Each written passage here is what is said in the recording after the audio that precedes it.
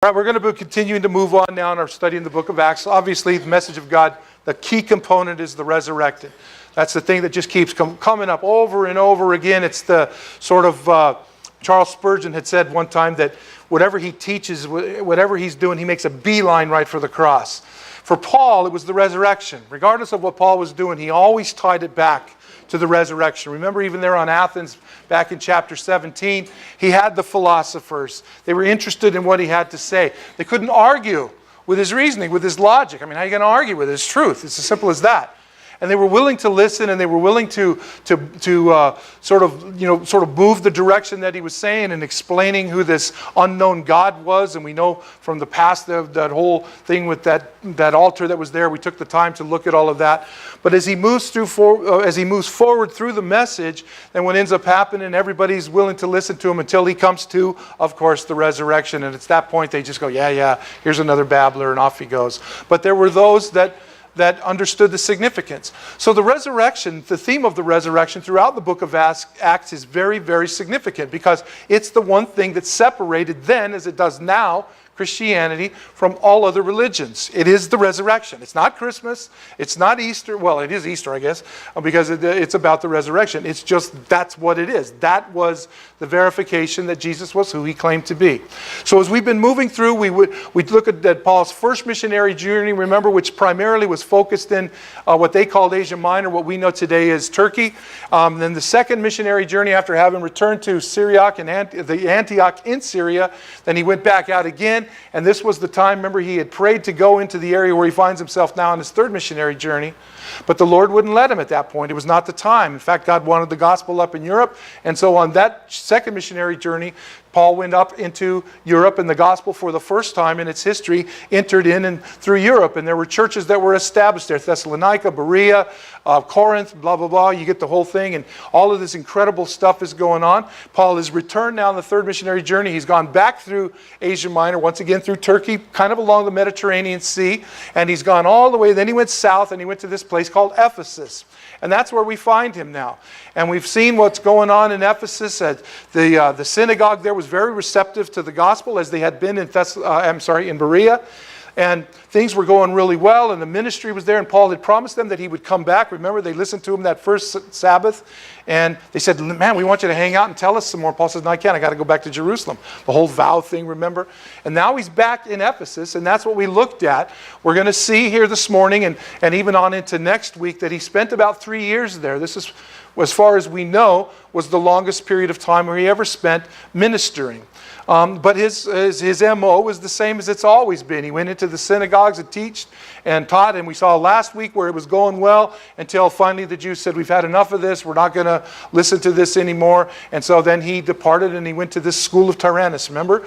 And this sort of meeting hall thing, and that's where they've been meeting and doing the studies. And so this is where it's going. So opposition is starting to rise now, but nothing in the sense that what we're going to see today, because we're going to be talking about this riot that occurred during the days of Paul towards the end of his stay in Ephesus. And we're going to see how that plays into today, because there are some great lessons to learn. So when we come to the 21st chapter of our 21st verse of chapter 19, this is where the story picks up from where we left off last week. Now, last week, remember, after all of these things had taken place, we were told, Luke wrote for us in the 20th verse, that the gospel had taken root. This is obviously paraphrased, but that's what he meant.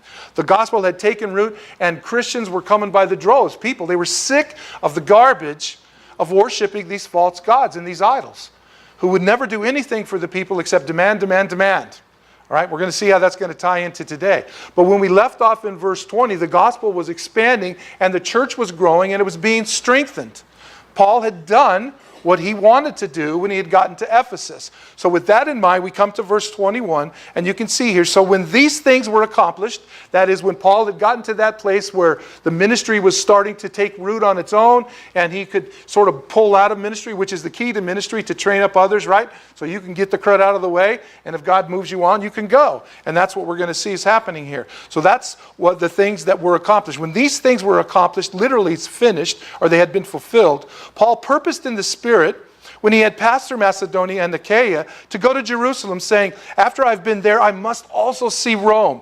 So he sent into Macedonia 2 of those who ministered to him, Timothy and Erastus, but he himself stayed in Asia. Anytime you see that Asia, it's talking about Asia Minor, but in particular Ephesus, because that was the key city in that region. Again, today for us, Turkey. So he left Timothy and sent Timothy and Erastus, but he himself stayed in Asia for a long time.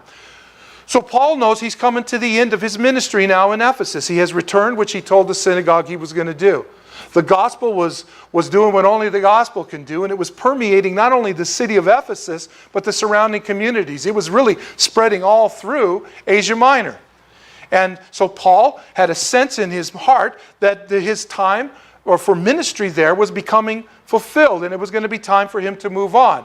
Now, he had only been in Europe one time. Remember, we talked about that. But he always went back through the churches and reestablished and strengthened them, and he instructed them and he encouraged them, and they would appoint leaders and all that. So this is probably why he wants to go on into Europe again, because that's what it's talking about. And he purposed in his spirit, or in the Spirit. So it appears that it doesn't specifically mean that the Spirit said to Paul, it's time to move, but the Spirit moved on Paul to say that it was time to move, okay? That's what's taking place. In other words, Paul knew, as we've already said, that he was coming to the end of his ministry there.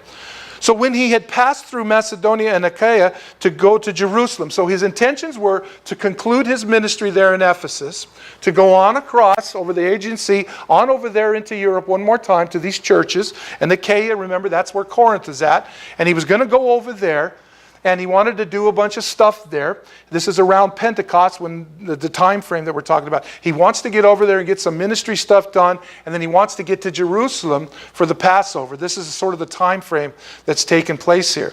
Now, we're not told here in the book of Acts, but we are told in Romans and 1 Corinthians and a couple other places why Paul is so intent on getting back over into these areas, besides the ones we've already talked about, strengthening and encouraging the brethren. The church in Jerusalem was now suffering. There was a famine going on, and the people were having a rough time of it. And so Paul had communicated this to the churches, and they had taken up offerings that they were going to send along with somebody from the Gentile churches in Europe, and probably through Asia Minor as well, and they were going to take up a collection for the believers in Jerusalem. And that's what Paul is doing here. He's going there and he's going to collect these things as well as the other things that we talked about. He's going to collect these things, and then his intention is to go back to Jerusalem. But then he says once that is completed, and of course trying to be back there by Passover, once that is completed, then what he wants to do, I must also see Rome. Paul's heart was for ministry. He didn't want to see Rome like we do today, to take a bunch of photographs and stand in front of the Roman Colosseum and stuff in all of its glory of the day or whatever. He wanted to go there because he knew it was becoming the center. We talked about last week how he had shifted from Syria and Antioch in Syria. Good grief, I got to get those right. From Antioch in Syria and Jerusalem, and the ministry was shifting now to Ephesus and then to Rome. And from this point on in the book of Acts, Rome is going to become the focus. And the reasons are obvious. Rome was where it all was at.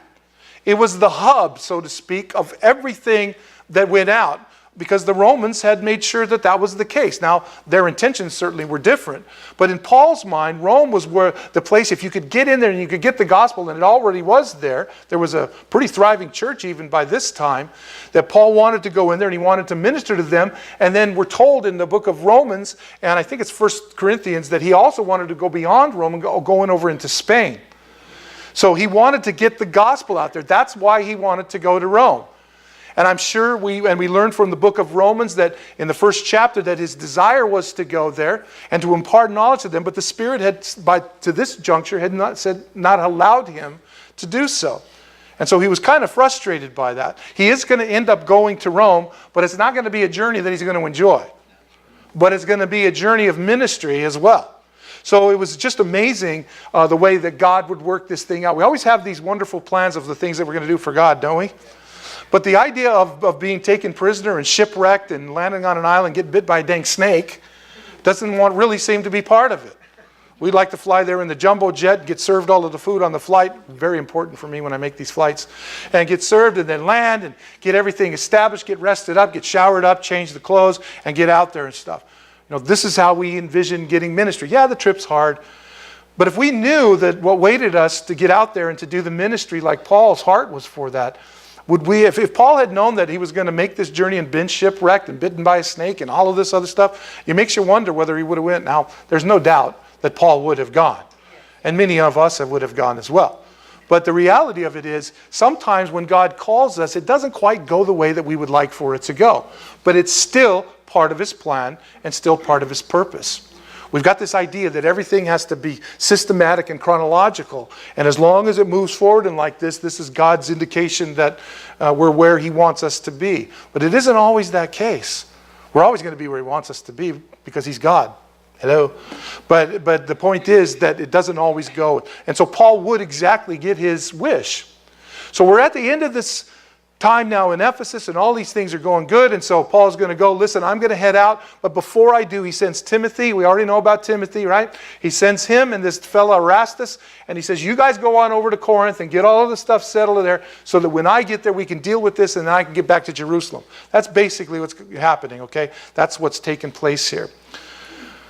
But about that time, there arose a great commotion about the way. This is Luke's word for Christianity. That's what he would call it. He called it the way. And it was all about the fact that the way, proclaimed the gospel, the Lord Jesus Christ, and of course, and him resurrected, as we've already talked about. But at the end of this, or coming towards the end of this 3-year period, things begin to get a bit into an uproar here. Because what's happening is Christianity is growing, for those that are not becoming Christians, at an alarming rate in the city of Ephesus. The city of Ephesus, and we're going to see this here in a few minutes, had this incredible temple, I'm not going to spend time on it now, dedicated to this particular goddess. And it was huge. And it was the goddess Artemis. We see it as Diana, but we'll talk about that in a minute. It was so important to the city of Ephesus that they added an extra month on every year that was called Artemision. And it was the month that was dedicated for people to come and to worship Artemis or Diana at her specific temple. And so what they had is they had a sort of a union, a labor union, if you will, sort of a guild of all sorts of craftsmen that made all these little trinkets for not only the temple, but for the goddess herself. Some of them even had the trinket was the temple with Diana in the middle. So you could kind of look in there, and they didn't even have 3D printing in those days. But anyway, but that's what we're talking about here. And so what's happening is, every other year, all of these crowds would come for all over, to worship. Oh, great is Diana of Ephesians. And, everybody would come. And so these guys would stand out on the street. And for those that could afford, they would buy the silver, right? I mean, that's what you did if you had the money to do so. Because then when you weren't there, you could set it up on your little thing and you could bow to it, the whole kind of thing, and be blessed by, even though you weren't in her presence. You get the idea, right? But not only everybody could afford the silver. So there were guys that also made these things out of clay. There were guys that made them out of wood. Obviously not quite as fancy as the silver ones were. But that's what's going on here. Well, all of a sudden, they're out there selling their wares every other year. But this Christian thing is really starting to irritate them. Because all of a sudden, nobody's interested in buying their little trinkets anymore. I mean, profits have dropped 40, 50, 60%. We don't know what they are, right? And I mean, these guys are going, what the crud, man? I used to make a major league living doing this stuff. Diana been very, very good to me. Most of you don't get that. But anyway, Roberto Clemente, right, Jeff? Yeah, baseball been very, very good to me. Yeah. Anyways, in this case, it's Diana. But you get the idea. So all of a sudden, this stuff isn't selling because most of the city, I don't know about most, but many in the city have become a believer. So nobody's buying these things. Nobody's interested anymore in Diana nor in her temple. Oh, it's a nice looking building. But they're not interested in this. Well, all of a sudden, you've got one loudmouth guy, and that's all it takes, named Demetrius, to get everything into an uproar. And that's what we're talking about. So about that time, there arose this great commotion about the way. So Timothy and Erastus have gone. Paul's about to head out, and this is what's happening. For whatever reason, he doesn't appear to be in the scene at this juncture. We're going to see why here in just a few minutes. But this is what's the sort of the setting for what's happening. For there a certain man named Demetrius, who was a silversmith, who made silver shrines of Diana, brought no small profit to the craftsmen. So this guy appears to have been sort of the head dude of all of the craftsman guilds, whether wood, clay, whatever. Silver, obviously. Okay, there's even a possibility of some bronze. We'll talk about that here in a second too. But this guy, basically we would say this guy made serious money by selling these things. That's what's happening. His name is Demetrius. And so in verse 25, he called them together with the workers of similar occupation. That's the guys that worked in clay as well as the guys that worked in wood with the guys in silver. That's what's going on here. Okay? And then he said, men, you know that we have our prosperity by this trade. So here's a true worshiper. Right? He's all about Diana and her temple. Yeah, he's really all about that. No, he's not about that at all. He's about making money on people that really thought that this goddess could do something for her. That's what this is all about. The guy's heart is on his sleeve right here. It's clear that he has no interest in Diana or the people that worship Diana, but only in the profit that can be made in showing these things off and selling these things for Diana. This was about him and these people. Look at this. You know that we have our prosperity by this trade. We are dependent on whether or not our things sell. It's really stunning because for us, we don't realize what this is like. But trust me, when you're in a place like Kathmandu in Nepal and you walk the stairs up to that temple and you see all of that stuff, like I've told you guys before on those steps, and they're selling all of this stuff. There's this God, there's that God, there's these things, there's the prayer wheels and all that stuff. That's all the stuff I told you is in the office, and that's why I brought back so you could see it. It's just, it doesn't make sense to us that people could actually be bound up in this stuff. That they could actually go to a temple and walk around and spin these wheels, and every time the wheel went around, they were sending up so many prayers. And so they just walked around the thing, just spinning this thing, so they get their 10,000 prayers in for the day, and everything was hunky-dory with the gods. I mean, it's pretty pathetic. But, so we're not talking about something that's 2,000 years old here. We're talking about something that's happening today in certain places of the world. This is exactly what's happening. Nothing has changed. Now, most of these people are not getting rich off of selling this stuff, obviously, because most of the people that come by their little shops, for lack of a better term, obviously don't have much money to purchase these things. So what they're doing is waiting for the big fat white American to come through there and be a dork and say, "Oh, I'll take one of those, and I'll take one of those, and take one of those." That's what they do. But this is how they survive on these things. So, I mean, though we certainly don't condone the concept of idolatry and images and things like that, it is understandable why these people would do this. Because you see, you keep people hooked to their religion when you sell all the little trinkets and stuff. I mean, that's the whole point. To this day, people do that. We even see it in America, just not at the extent that we're talking about here. But this guy has recognized there's a problem, and so he calls everybody together, and he's saying, listen, we're going to have to do something here. Because the very prosperity, our profit is at stake. This isn't about Diana, it's not about her temple, it's about us and the money flowing rapidly out of our pockets. See, he's concerned about this. Now we know that about 50 years after this fellow by the name of Pliny would write to Trajan, and he would say, writing from Ephesus, talking about the Christians, and as he was there just 50 years after this, and he would basically say, nobody comes to this temple anymore, and there isn't anyone to buy all the trinkets. I mean, this is historical. So even though this guy appears to be quite a flake, he was right on the money. You see, the gospel had taken root. And when light comes in, it always dispels the darkness. Always. Truth always exposes the error. Always. Without fail. And that's what was happening. Now, it doesn't mean everybody was coming into this. It just means that the gospel was doing what the gospel always does. And when it comes in and truth is proclaimed, everything else is shown for what it is. And that, of course, is error. And that's what was taking place here. Moreover, Demetrius continues, you see and hear that not only at Ephesus, but throughout almost all Asia, that he's talking about all of what we again know as Turkey. Folks, that's a huge area. He's saying, look, what this guy is doing and what these Christians are doing, obviously Paul was recognized as the instigator, so to speak. This guy has not only done this here, but this is spreading all through Asia Minor. Makes you wonder if he knew about Phrygia and all of the other places as well, but whatever. But throughout almost all of Asia, this Paul has persuaded and turned away many people. Boy, how would you like to have that moniker attached to your name? Think about that. that the Lord used me to turn over an entire province of Rome, to the point to where people are starting to really say, this gospel thing is really something. I mean, it's pretty staggering. But I mean, what an amazing title to be wearing. This Paul guy, he spread this gospel all over the place. Wow, I wish they could say that about me. Holy cow. But I guess we're talking about holy cow. We're back to the idol thing, aren't we? It just slipped out, sorry. But anyway, so in all of Asia, this Paul had persuaded, and he turned away many people. He turned them away from all of this nonsense. Now we see this repeatedly, time and time again.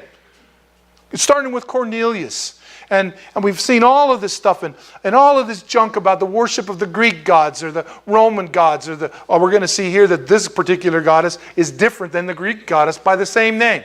These people couldn't even get on the same page.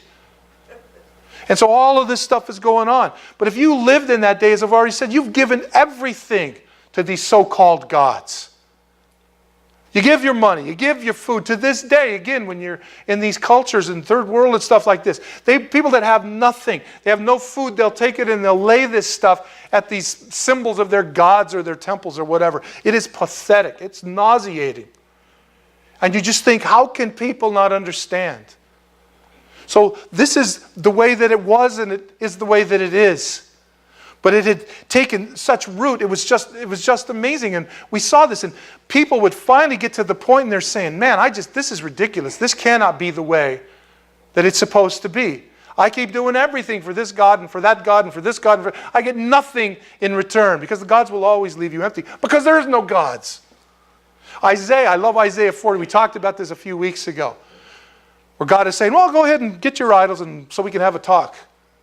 Go ahead and build them out of stone. The guy that's got the money, he's got, he does this. He has this thing carved and he covers it in gold, and then he makes silver chains to hold it so that it doesn't fall over. The people that can't afford the gold, well, they have them made out of wood. God says, go ahead and bring them guys up. Let's head down and we'll have a talk. Let's see if they can tell us about the things that have been, things that aren't, things that will be. I love that.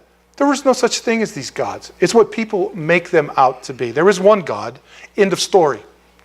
And whether people like it or not is irrelevant. Whether they accept it or not is irrelevant. It just doesn't matter. Truth, as we've already said, is simply that. Truth. But that's what these people were doing.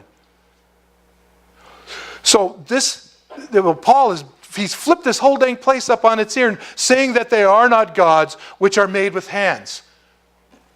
Why? Well, apparently he had listened to Paul, because that's exactly what was saying. How can something, this is what he told the Athenians, God is not worshipped by something that's made with your hands. If he is God, do you really think he needs you to form and fashion it? I mean, common sense has got to enter the picture at some point here. And that's what he's saying. This is what they're saying. But we know that he didn't go after them. He just simply stated the truth. Verse 27. So not only is this trade of ours in danger of falling into disrepute. Funny, now it's a trade.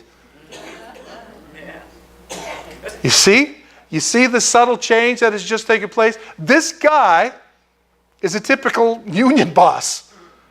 It isn't about the people. It isn't about anything. It's about what can line the pockets. That's his heart's desire. Oh, and whether or not he realized that he just stuck his tongue out and probably stepped on it or not, look at the rest of this. But also, not only is our trade and our funds at stake, but also the temple of the great goddess Diana may be despised. As if you care. See? Boy, I better throw Diana in here, otherwise they're going to think I'm just talking about money. Well, we already got that. Sorry. So, but also the temple of the great goddess Diana may be despised, and her magnificence destroyed. You know the magnificence that you guys create on your wood and your clay and your silver? That magnificence? That's the one, And her magnificence destroyed, and whom all Asia and the world worship. Well, that's a bogus statement. All of Asia didn't, which is why you're having the conversation, Demetrius. So all of Asia isn't worshiping Diana. You wouldn't have the problem you have there, doofus.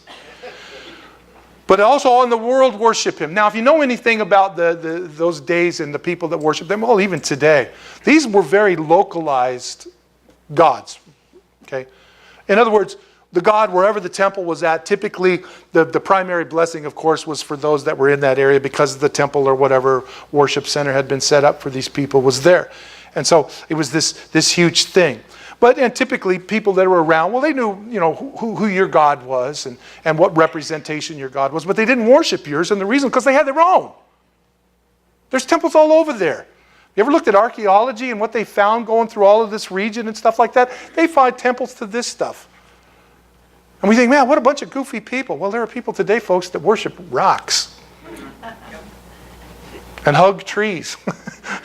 And where, the pyramid and there's power in the stones. I mean, give me a break. But there's people that still do this. It's just, it is heartbreaking is what it is. It is, how do you get a hold of something like this? You see, in the heart of man, there's always something bigger than man. Did you ever notice that? There always is, always. It could be a stone, it could be anything. Of course, we know the truth, but that's what's going on out there.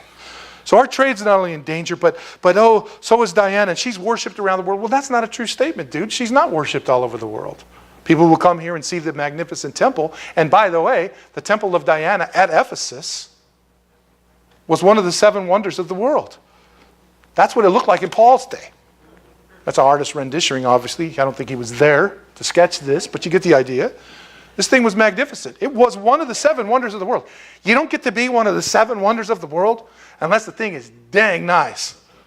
Okay? You just don't. Taj Mahal, of course, was another one. But this thing was just amazing, and this is what it looked like, and all of the pillars and stuff. Okay? If you go there today, you've probably taken pictures. There's what it looks like today. Again, Demetrius was correct. About 200 years after this event, it would be destroyed, it would be burned, and I mean, we could just go, the Goths came in there and, did all kinds of weird stuff, but we won't get into all of that. But you see that center, that's the problem with all of these things. You have your central or localized god or goddess that you worship, and you build this temple, but nobody else cares about. Well, if Demetrius was right and the whole world worshiped Diana, then why was the temple destroyed? And by the way, that temple that we just saw the artist rendition of, that was like the third or I can't remember if it was the third or the fourth time it had to be built because it had been destroyed before several times. So much for the world worshiping Diana. But anyway, that was the point. Now when that is the workers' guild, the folks in the union, now when they heard this, they were full of wrath and cried out saying, "Great is Diana of the Ephesians." Boy, it doesn't take much to get a mob going, does it?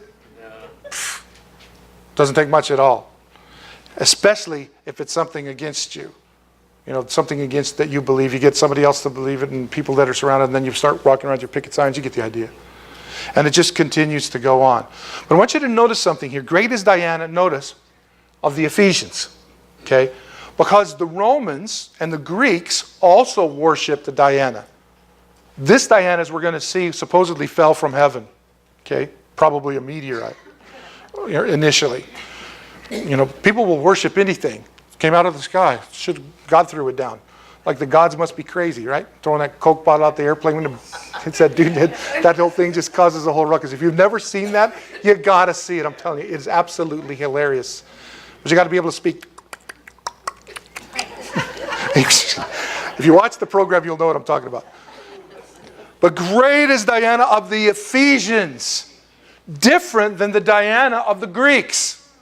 Diana of the Greeks was the daughter of Jupiter / Zeus and the twin brother of Apollos. Okay? You've seen the statues of her. She was worshipped by the Greeks as the goddess or the huntress, they called her. She's the one with the statue. You may have seen it where she's all statued and she's got the bow and all this stuff. That's her. I always wondered, how do you get a god to stand still long enough to chisel out a thing that looks like her? Must be a patient god, right? But anyway, but that's what they did. And that was the Greek version of her. But as her place in the heavens, because of course she was on earth, there's always a connection between heaven and earth, these demigods, right? You get the whole thing, which was Achilles' problem. But anyway, you get this whole thing that's going on between what's going on here. But when she was in the heavens, she was the goddess of the moon. Luna, they called her at some time. So she was the goddess of the moon. But this Diana, or Artemis, is different. This is one that supposedly Jupiter, I don't know if he tossed her out of heaven or what the case may be, but she fell to earth. And apparently, whatever the thing was, we're talking, BC, a few hundred years BC probably, when they looked at this meteor, somehow they saw this female with 50 breasts. It's hard for me to imagine, but something, because she was the goddess of fertility. Everybody, she was the great mother and all of this stuff. And that's what, if you've ever looked Diana of the Ephesians up, there's this grotesque looking thing. So apparently they saw a meteor and this is what came to mind. I'm just saying. So that's what they came up with, and that's what this is all about. Great is Diana of the Ephesians. To be separate of the Ephesians means she was not to be identified with the Diana of the Greeks. Okay? That's what it was. Verse 29. So the whole city was filled with confusion. The whole city now. This is spread from wherever they met for this initial meeting, and it's permeated through the city. And everybody's walking in the city, many of which are now Christians, and they're hearing this great uproar, and everybody's going, what the heck is going on here? What's happening? And that's what's being described. So the whole city was filled with confusion. And they rushed into the theater, that thing that we just saw. And they rushed in, that wasn't the theater, that was a temple. And they rushed into the theater with one accord, and on the way they seized Gaius and Aristarchus.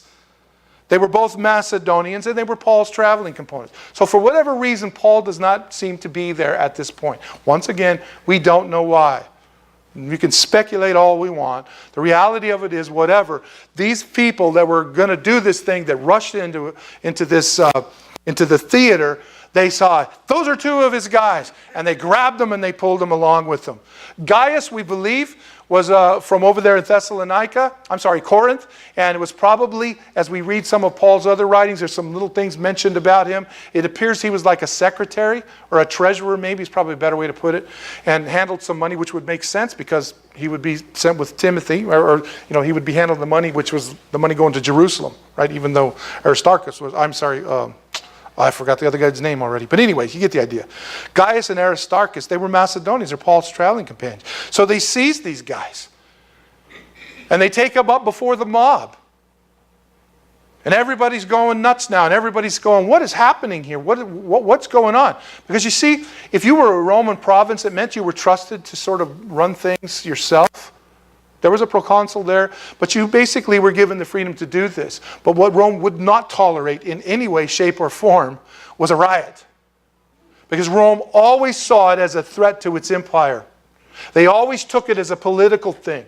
And so the minute the Roman Empire would understand that there was an uproar like this, they really didn't care the reason. They would make it political. They would send in the troops, and we all know what that would lead to, right? Things were going to get real ugly real fast. And that's what's taken place here. So they take these guys and they throw them up there. Paul is seeing this. Now, Paul is not one to shy away from people who threaten him or his friends. We've seen that. If Paul was anything else, and he was a lot of things, he was a brave dude. I mean, he was able to handle it. Now, whatever the case may be, this was so hard on Paul that he would later write that he was even concerned for his life here. It was bothering him that he couldn't do anything. And the reason he couldn't do anything, we'll see. And when Paul wanted to go into the people, the disciples would not allow him. No. What are you, nuts? You're not going to help a thing by going in there, Paul. And you're probably going to get yourself killed. It makes no sense for you to enter into the fray. It just doesn't. They've already got Gaius and Aristarchus. There's no point in putting your head on a chopping block. It's foolish for you to do so. Now, if you were Paul and your brothers were taken into custody and the worst is on your mind, it's going to kill you to be held and not be able to go in there. And that's what Paul seems to be describing when he writes the letter to the Corinthians. We don't know for sure, but that's what it seems. He would even say, I want to say it was to Timothy, that Paul would write that he dealt with beasts in Ephesus. And now commentators have all been, what did they mean? They put him in there to fight the lions, tigers, and bears, oh my. No. Paul was saying these probably meant these people were acting like wild animals when he made that statement, but whatever. But look at verse 31. Then some of the officials of Asia, these are called actually Asiarchs, and what they were is they were top dudes, kind of like, I would say, probably equivalent to mayors of all of the different cities. And they were the ones that were in control of all of the stuff that happened during the year. And in particular, like when they had the gladiator stuff and there was the big, athletic events that went on. These were the guys that controlled that. Now what's interesting, then some of the officials of Asia who were his friends, Paul's friends, does not say brethren.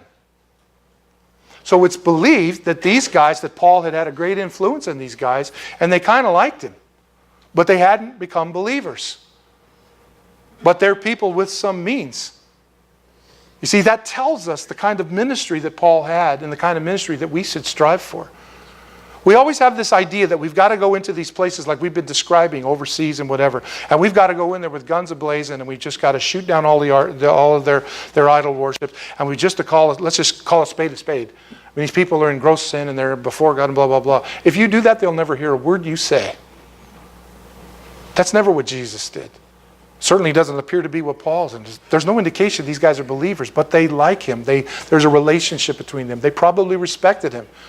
Because unlike maybe others that came in, possibly even the Jews earlier on, Paul isn't going in there and trashing their religion. You don't have to do that. You don't have to live in a place like Mesquite and point out the fallacy of some of the teaching that's around. There's no point in it. You'll accomplish nothing except to get people to not listen to you. What you do is you proclaim the truth. Because what did we say earlier? Truth will always expose error. Always. Truth does not need you and I to defend it. It's truth. If it needed a defense from any of us, it wouldn't be the truth, would it? But it is the truth. And of course, the truth is light. It's light. It brings illumination. Reality sets in. And if we just do those things, just teach the truth and let people be illuminated by the truth itself, it's amazing what will change. We don't have to stand on some quote-unquote cult's doorstep or trash them. We just don't have to. It's not necessary. All we have to do is proclaim truth. It's that simple. Because the truth can't be argued with, even from our perspective. Right? So the whole city was thrown into this. So the friends of Paul now, they sent to him. And notice they're pleading that he would not venture into the theater. Paul, trust us as your friends. People that respect you. Don't do this. If you enter into the fray, this thing that's already out of hand is going to completely spin out of control. And there will be no bringing it back. Don't even think about going in there. Now, Paul appears to have listened. Some therefore cried one thing and some another, for the assembly was confused. You think? That's the problem with the mob. There's absolute confusion. And if you sit down and you talk or interview, as we would say today, any of the people that are involved in this, 90% of them couldn't tell you why they were there yelling what they're yelling. They have no idea. It just seemed like the cool thing to do. Well, I was just at McDonald's having a burger, and all these people came around. I thought I'd come out and see what's going on. So then why are you yelling what they're yelling? Well, it seems like the appropriate thing to do. Well, do you really believe what you're saying? Well, what does it matter? Everybody else seems to believe it.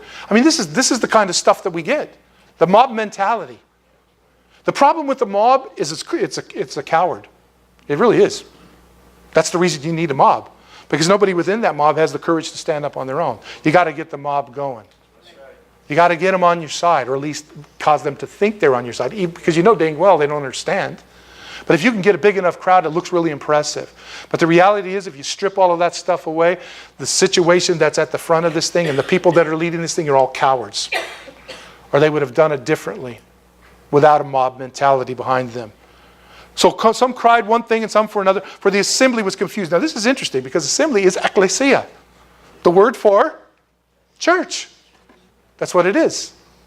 Ek means to throw out, or throw out of, and kaleo, which is the basis for the root, kaleo, ecclesia, means to throw an assembly together, which would later become known as the church. The church is thrown together by the work of the Lord. It's the same word. It's interesting how this is switching, because this confused assembly is in complete contrast to the believers and what has been going on in the city. Because there's been no hostility, there's been no ridicule, been no criticism, there's been none of these other things that can be pointed. We're going to see that in a few minutes. But this crowd is completely out of control. Most of them did not know why they had come together. That's what people should pass out as t-shirts at these things. I have no idea why I'm here, but I'm here. Right? Throwing my support behind so-and-so. And they drew Alexander out of the multitude, the Jews putting him forward. And Alexander motioned with his hand, and he wanted to make his defense of the people. So what's happened here? There were obviously Jews in the city. And what was happening is the Jews said, now wait a second, you Ephesian nutcases. We don't want you guys to confuse us with these Christians. Okay? Your problem is with them. We've been great citizens, our little synagogues, and all of the stuff we're doing over here. We've never caused an uproar. This isn't from us. And for whatever reason, they choose this dude, Alexander, and they put him forth. Probably because he was a great speaker. Who knows? But he's got a name, Alexander, even though he's a Jew, probably from Alexandria, right? So he's an eloquent guy. He's not from Jerusalem. He's a guy that obviously understood the Greek culture. So logically, if we're going to separate ourselves from these nutcase Christians, then what we got to do is we got to put somebody forward who can speak our cause. Now, there's a lot of debate over who this guy is. I'm not going to bore you with all of the details because there's a couple of other Alexanders that Paul writes to in both letters to Timothy. In 2 Timothy, he calls him a coppersmith. And he said, he did me great harm. In 1 Timothy, Paul says that Aristarchus, along with this fellow named Philetus, were brethren, or at least looked as though they were brethren. And Paul had said, but they're working for Satan, so I'm putting them outside of the church so that Satan can have Adam. Okay? So whether this is the same guy or not, we simply don't know. Everybody argues over it is. Who cares? Whatever. Whether he was that guy that did Paul harm, he doesn't seem to be have very much power here, because look at what happens in verse 34. But when they, that's the crowd, found out that he was a Jew, all with one voice cried out for about 2 hours. I've been at concerts that didn't rattle off people. Oh, of course now I guess Prince is out there for a couple hours, right? But anyway, this is what's talking about. Can you imagine? This massive crowd yelling out, great is Diana of the Ephesians, great is Diana. That would get real old in about 3 minutes. For 2 hours, Luke says. Now remember, Luke's a doctor. This guy has attention to detail. 2 hours this goes on. Man, if you didn't have a problem drinking when this thing started, you would have by the time it ended. This would have drove you nuts. And the roar was so great. Where are you going to escape this? Go home and shut the door? I mean, come on. This had to be, but what Luke is saying is this is how intense it was. For 2 hours, these people were yelling this statement. Most of them not understanding what they were saying. You think of another day where the crowds were incited? One day when Jesus rode on a donkey and entered the city. And they had just said before him, blessed is he who comes in the name of the Lord. Hosanna in the highest. But it takes just the leaders. Crucify him. Crucify him. Crucify him. And all of a sudden, there goes the crowd again. Unbelievable. Even Pilate said, okay, I'm washing my hands of this thing. The crowd is not going to be, you're not going to get the crowd to calm down, so let's just let it go. Sad. But that's what's happening. For 2 hours, they cried this out. It's staggering to even begin to think. So obviously now this has reached the head dude of the city, or one of the head dudes. When the city clerk had when the city clerk had quieted the crowd, so obviously he was there, and he knows, he's the city clerk. He's got attachments to Rome itself because he's in a position. He knows what's about to take place. And so he says, hey, wait a minute, you guys. Men of Ephesus, what man is there, as for the cry of great is Diana? Is there really anybody that doesn't know the city of Ephesus is the temple of the guardian of the great goddess Diana? And here we find the part which most believe probably was a meteor. And of the image which fell down from Zeus? Come on, everybody knows that. This is nuts, you guys saying this. It's pointless to keep chanting this over and over again when the whole world knows this. This is ridiculous. Therefore, since these things cannot be denied, we know what Ephesus is, we know about the temple, and we know about Diana. These things cannot be denied. You ought to be quiet and do nothing rashly. Where was this guy an hour and a half ago? I don't know, maybe he couldn't get through, I don't know. But I'm just thinking, why? He's, obviously this thing is in a complete tizzy, and apparently whatever reason now he speaks. For you have brought these men here. Oh great, so you're shouting this when we know the whole world is, so it's ridiculous that you're shouting this. But then you've got these two guys here. For you have brought these men here who are neither robbers of temples nor blasphemers of your goddess. You brought these guys here on false charges. You have no point to what it is you're doing here. These guys are innocent. You may not like what they say. You may not agree with what they say. But of course, the politically correct view of this is, it doesn't matter, it hurts my feelings. And we that worship Diana, well, we want a safe space. Oh, it only happened 2,000 years ago. Really? Have you been paying attention to what's going on in academia? At the colleges across our land now? You can't say anything unless it's absolutely agreed in, because you might offend someone. I mean, oh yeah, these 2,000-year-old people, they were just nuts. You're not paying attention if you don't know this is happening now. Good grief. You've brought these men here who are neither robbers of temples. Had they robbed something from the temple, he's implying, had they done something for you to do this kind of thing, they would have been brought, they would suffer execution. Rome would not tolerate it, and we'd have every right to do so. But not only did they rob anything from the temple, steal any of the money, they didn't even blaspheme your goddess. Did you catch that? Whose goddess? Your goddess. Now, does that mean that this town clerk, whoever he is separated himself from these guys? Is it possible, and there's no way to know this, I just found it interesting, but he's the town clerk of the city that just said, everybody knows who we are, but he separates them, your goddess. Has this guy become a believer? Wouldn't that be cool? Don't know. Whatever the case may be, he was obviously someone of some means. These guys are completely innocent. They haven't stolen anything, and they haven't blasphemed or talked trash about your goddess. So what is this? What I love about this is Demetrius never opens his mouth again throughout the whole thing here. We never hear from this guy. Because he had incited this thing on no grounds or no basis to be doing what he's doing. And whether we know or not, what happens is it makes you wonder what the crowd would say to Demetrius later on, behind closed doors, for doing something. Because what he has done here is put the whole city in peril. And that's the next place the city clerk takes it.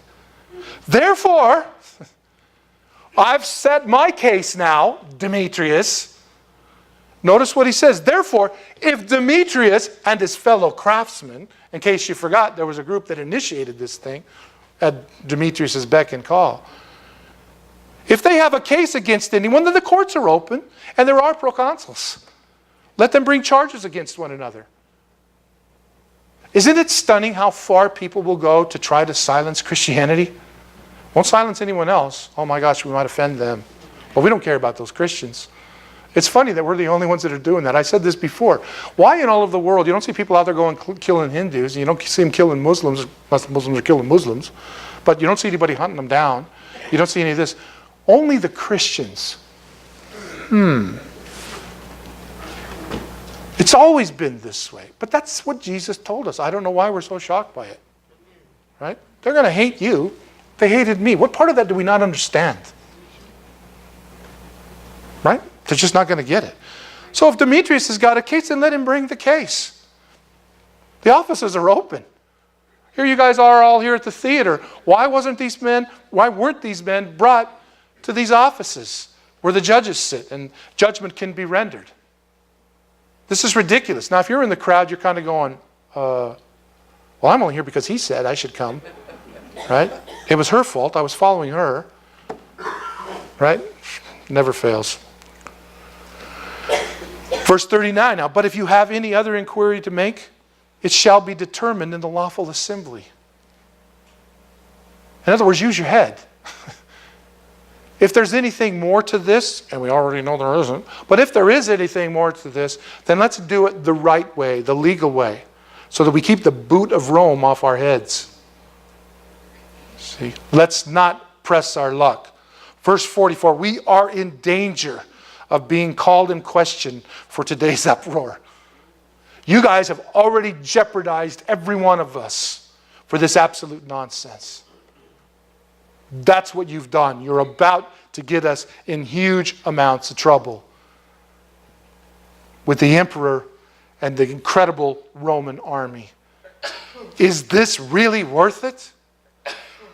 We are in danger of being called in question for today's uproar. There being no reason which we may give to account for this disorderly gathering. So if Rome shows up, Demetrius, you're going to stand up there and you're going to point the finger at these guys for this nonsense? Because you got no case. And you know who will be held accountable for this? Not those guys. You will. Because you're the one that's incited this. And probably those guys, the craftsmen that are with you, they'll probably be held accountable too. You see, this is serious stuff.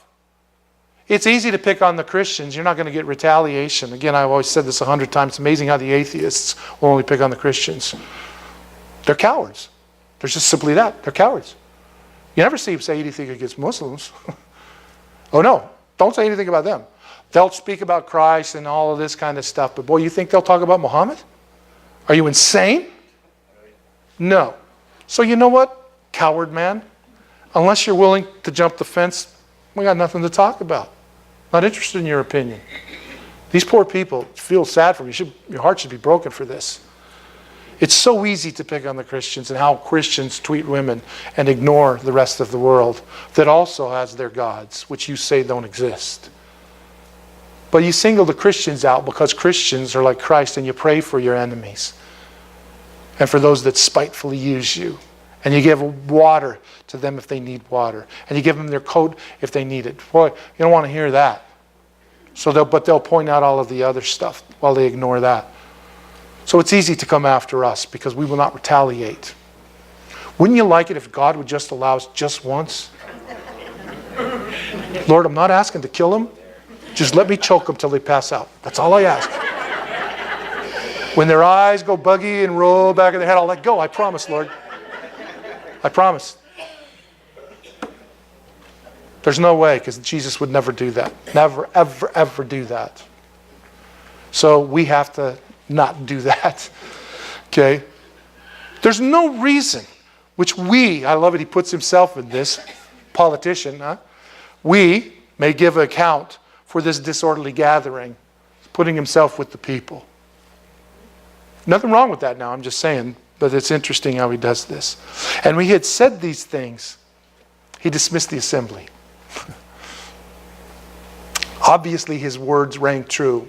Nobody had an argument, not even Demetrius. Makes you wonder about Gaius and Aristarchus, what they were thinking standing there. I mean, they, as far as they know, they're going to get drug out and, whatever, flayed. They don't know what's going to happen. And all of a sudden, this dude comes in, settles down the situation. You got to think these guys were just going, whew. But whatever it was, he got them to calm down. He challenged Demetrius, yes. He pointed out the fallacy of the stuff that initiated this from the get-go. And then he dismissed the crowd. I love that. How did the crowd come together?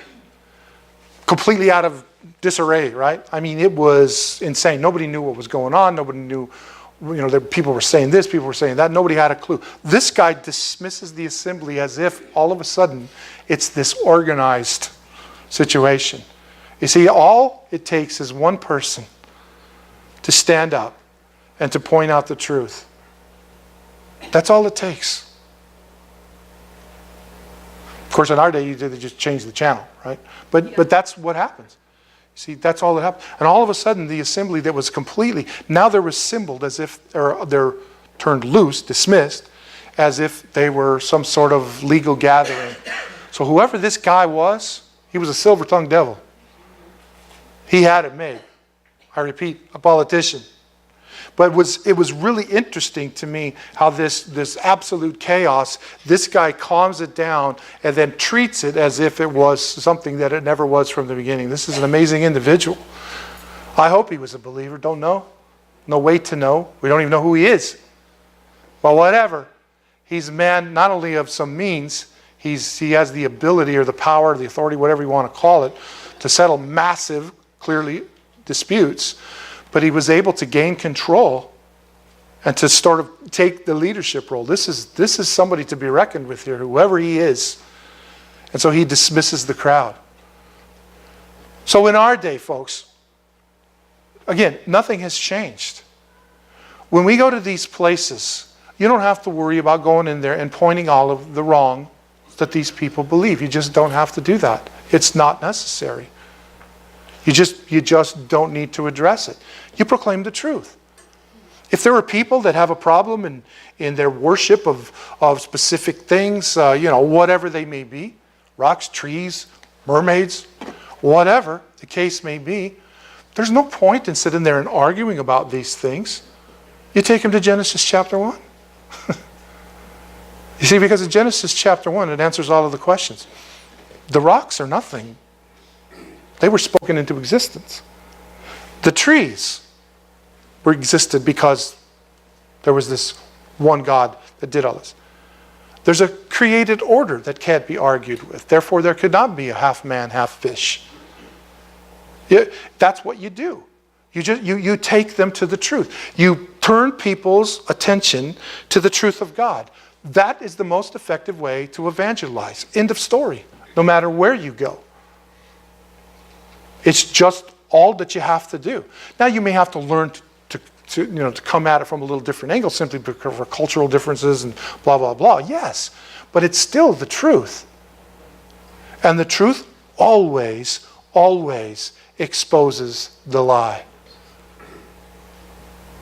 Now we need to stand up for the faith, but we don't need to defend it. It doesn't need us. We've only been around a very short time. Faith has survived a long time. And it will survive a long time even without our defense of it. So that shows you how significant we are to it. But we should live our lives in such a way as Paul did, so that even if we have friends in high places, that these people respect us enough, whether they believe us or not is irrelevant. They respect us enough to act on this.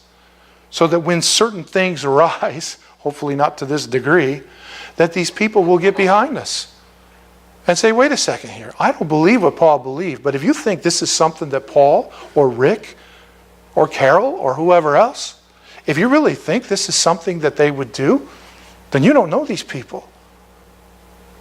What a great testimony. You see, it's that type of ministry that changes things from where we are out.